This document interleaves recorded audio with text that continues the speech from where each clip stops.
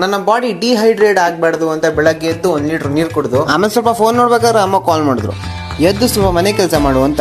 ಆದ್ರೆ ಸ್ವಲ್ಪ ಅನ್ನೋ ಪದದ ಏನೇನು ಮಾಡ್ಬೇಕು ಹೇಳು? ಅಡಿಗೆ ಮನೆಗೆ ಹೋಗಿ ಸಾರು ಬಿಸಿ ಮಾಡಿ ತಟ್ಟೆಗೆ ಅನ್ನ ಇಟ್ಕೊಂಡು ಊಟ ಮಾಡಿ ನಾಯಿಗೆ ಅನ್ನ ತಗೊಂಡೋಗಿ ಹಾಕಿ ಪಾತ್ರೆ ಎಲ್ಲ ಬೆಳಗ್ಗೆ ಹಾಕಿ ಪಾತ್ರೆ ಬೆಳಗ್ಬೇಕು.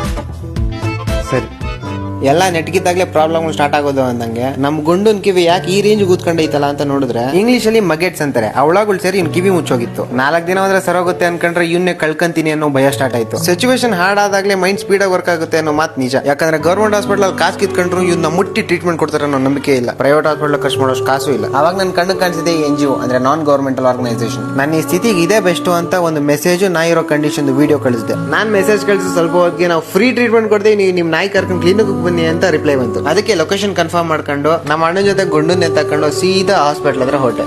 ಗುಂಡ ಸರೋತೆ ಬಿಡ.